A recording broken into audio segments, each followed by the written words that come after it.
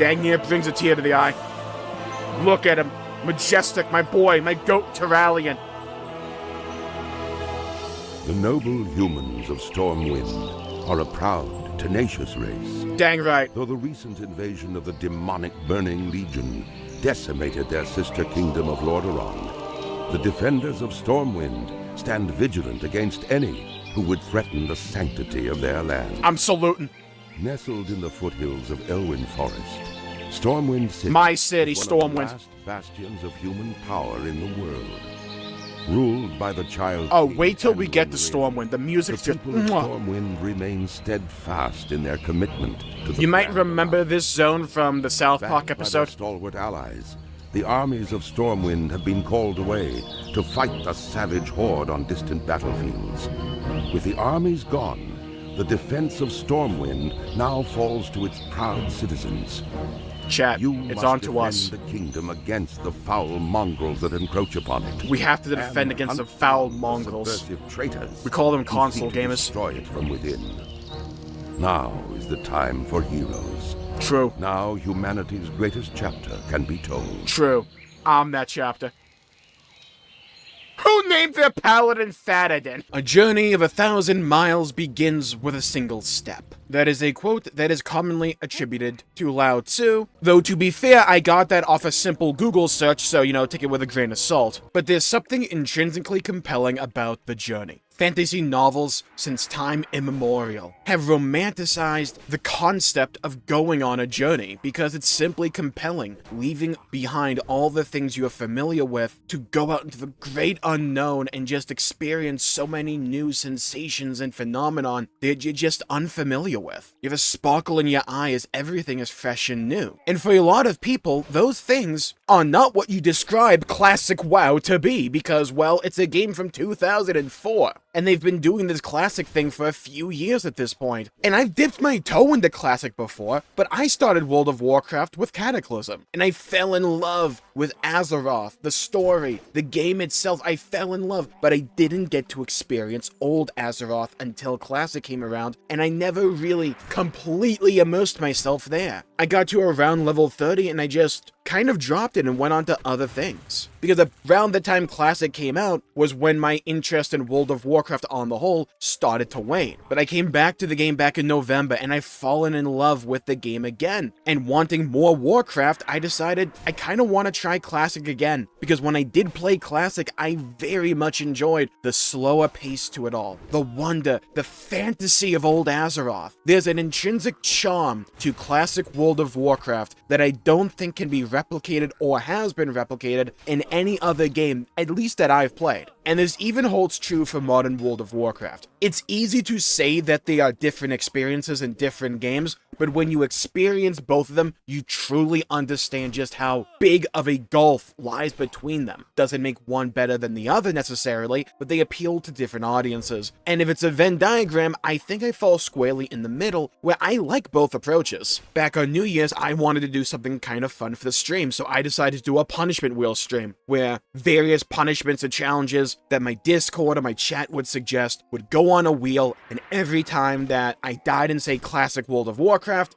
I would spin the wheel. Every time I swore, I would spin the wheel. And to some degree, it was just an excuse to justify a Classic WoW stream for me, but it was pretty fun. And while that stream was pretty wacky on the whole, it did get me to start playing a new World of Warcraft Classic character. And where my old one had been a Horde Orc Warrior, this one would be my Alliance Human Warrior. Mainly because, well, I'm Alliance now. And I've been playing a bit of Classic WoW on this character, and I've gotten to level 10. And I know that doesn't sound like much, especially from the perspective of retail World of Warcraft, because that takes you about like 5 minutes, or at least it feels like it. In Classic WoW, dude, there's so many things to talk about, especially as someone who's largely experiencing this with fresh eyes. I've been through Elwyn Forest on retail before, but the pace of Classic WoW, the feel of Classic WoW, they are truly special in my opinion. And I was writing down notes about the journey I had underwent, the stories I had experienced, because I just found it so compelling. Just simply compelling. There's an entire Romeo and Juliet story, and it's rather sweet. Between like two different farming families, you have Mabel McClure and Tommy Joe Stonefield, wild name. And it all culminates with finding a potion of invisibility happy so that Mabel McClure can go be with Tommy Joe in Stonefield at least for a little bit. And it is a bit of an abrupt ending, but apparently at least Mabel McClure comes back in Warlords of Draenor in your Alliance garrison, and she has taken the name of Tommy Joe, so apparently,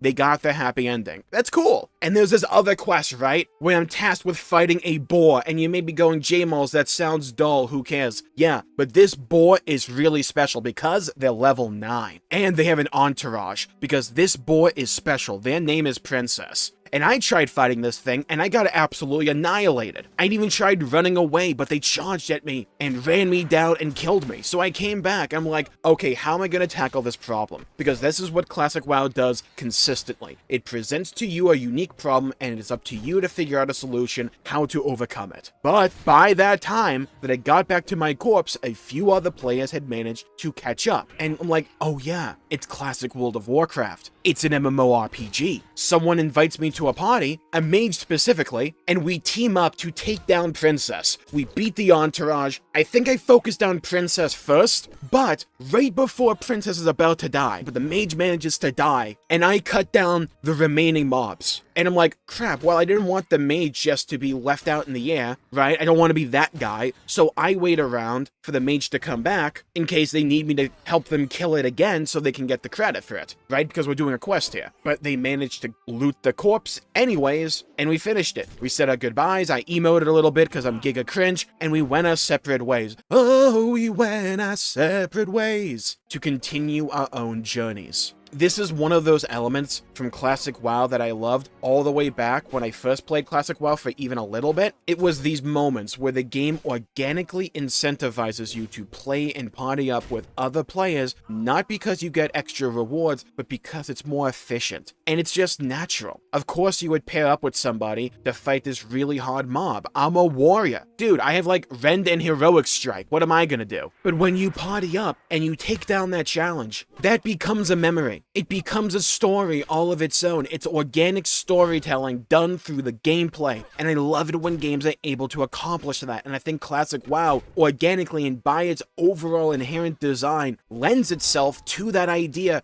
brilliantly. It's another page in the book. It's another step in the journey. I saw a rogue with flaming daggers and I thought it was the coolest thing ever. And when the mage and I split, as like a sign of thanks, they gave me arcane intellect. Now I'm a warrior. That's not gonna do anything for me, but it's kind of sweet. It's nice that the game has like some way to at least show appreciation other than just raw texting. Afterwards, I decided, you know what? I want better armor. I'm a bit too squishy, so I went to a vendor and got a male chest piece and legs to get a lot more armor because I actually care about armor as a stat. And I think there is something to be said about how each of these little design decisions with Classic WoW lends itself to each other. Very early on, you're not inundated with a lot of stats. So even basic stuff like armor, because of the slow pace of the experience and the game, feel important and feel rewarding when you get more of them. And I imagine whenever I start getting gear with actual strength on it, that's going to feel incredible because you feel yourself becoming more competent, you feel yourself becoming more used to how the game operates, and you also understand that you are getting more powerful as you level up. Not just your level, but also your weapon skills. Dude, I know this is like a mechanic that got pretty much deleted later on in World of Warcraft, but dude, I kind of like it. I like this feeling that I'm specializing in this weapon archetype. And if I swap over to something else, it's not like that much of a pain in the balls or anything to level it up. Just have to like grind out a few mobs.